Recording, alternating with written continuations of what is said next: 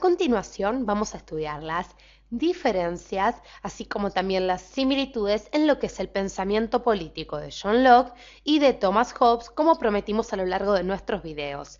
Recuerden que hemos visto en un video el tema del Leviatán en Thomas Hobbes, así como también hemos hecho una introducción al pensamiento político de Locke y también a los conceptos claves de su pensamiento en lo que se refería, por ende, a la materia política.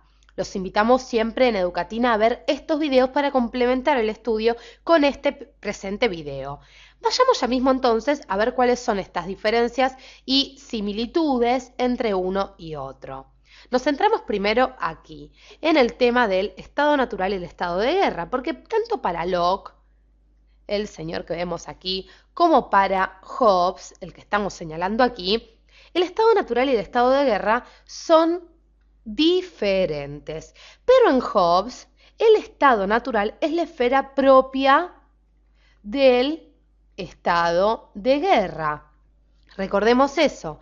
Ahora bien, en el estado civil, cuando aparece el Leviatán, termina la guerra. Entonces, cuando aparece el Leviatán, termina la guerra. Termina este estado de guerra. En Locke, cuando aparece la figura del juez, recordemos, cuando aparece esta figura del juez, no significa que haya derecho, es decir, no significa que se apliquen bien las sentencias. Inclusive este juez tiene el problema muchas veces de no poder aplicar bien las sentencias. Solo si gobierna bien, no habrá un estado de guerra. Entonces, este juez debe aplicar las sentencias de forma correcta. Sentencias, entonces, de forma correcta. Vamos a pasar a otro punto en el cual vamos a establecer diferencias. Sigamos con las diferencias. Con respecto al fin. El fin, tanto para Locke como para Hobbes, va a ser ni más ni menos que la ley natural, es decir, la ley natural que impone la autoconservación, tanto para Hobbes como para Locke. Inclusive recordemos, la ley natural era condición de posibilidad en Locke de la libertad humana. Seguimos, vayamos como estamos viendo al concepto de sociedad civil. La sociedad civil para los dos, es decir, tanto para Hobbes como para Locke, es la solución a los problemas del estado natural. Es la solución, entonces, a los problemas del estado natural. Del estado natural. Seguimos adelante. ¿Qué les parece? Porque claro, ahora vamos a ver cuáles son de alguna manera las, sigamos de nuevo, las concepciones de cada uno con respecto al ser humano. El ser humano, el hombre hobbesiano, es individual. En Hobbes, entonces, es individual. Individual. Y no solo es individual, sino que, como ustedes recordarán, es belicoso. Tiene ese instinto de guerra. Ahora bien, el hombre en Locke es social y pacífico.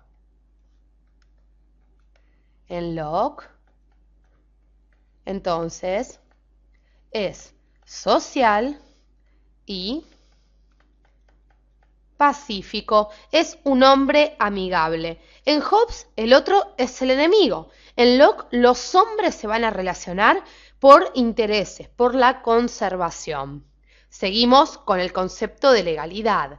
¿Por qué? Importante esto. Para Locke, la legalidad o en la legalidad la fuerza se puede aplicar en este estado natural porque todos sabemos que nos tenemos que conservar. Entonces está estrechamente ligada a la conservación. ¿Sí? Concepto clave. Ahora bien, no solo nos tenemos que conservar, sino que por supuesto, dice Locke, autoconservar. Autoconservar. Entonces la legalidad está ligada a la conservación y a la autoconservación. La autodefensa, dice Locke, es justa. Es un hecho que viene desde el estado natural y es justo, entonces es legítimo. Entonces, la autodefensa es legítima, ni más ni menos. La amenaza a la vida en este estado natural lockeano, en este estado natural de Locke, no se da por tendencias violentas, sino por ser una vida tosca y con situaciones de pobreza. Para Hobbes, recordemos, y sigamos un poquito con este tema, para Hobbes, el problema, vamos a quedarnos aquí, el problema no va a ser la legalidad, sino que para Hobbes, el problema, y aquí una diferencia, es ni más ni menos que el orden. Así es, señores. El problema político es el orden. Vamos a aclarar. Problema político. Por eso su forma de gobierno ideal va a ser una monarquía absoluta, en donde haya alguien, no haya un rey que pueda poner orden. Entonces, forma de gobierno ideal en Hobbes, recordamos, monarquía entonces absoluta. Sigamos con nuestro filósofo inglés John Locke. ¿Por qué? Porque en Locke el problema, como vimos, no va a ser el límite al poder, sino que el problema va a ser justamente la libertad, y ahora sí, y el límite al poder. Libertad, como decíamos, el leitmotiv del pensamiento político de Locke, perdón. Y entonces, el problema político será la libertad y el límite al poder político.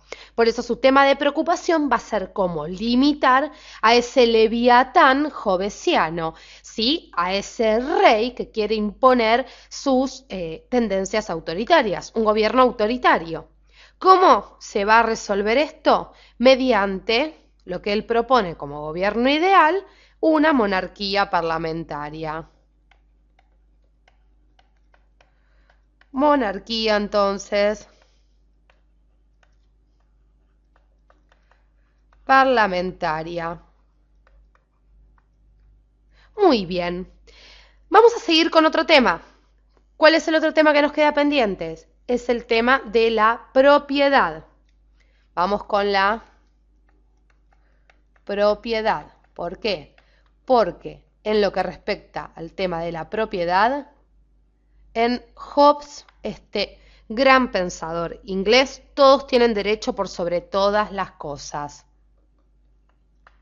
Todos entonces tienen derecho por sobre todo. He aquí el gran problema luego. Para Locke, y esto es muy importante, Dios entregó la tierra a los hijos de los hombres. Por eso nadie tiene un dominio que excluya a los demás. Entonces, nadie tiene un dominio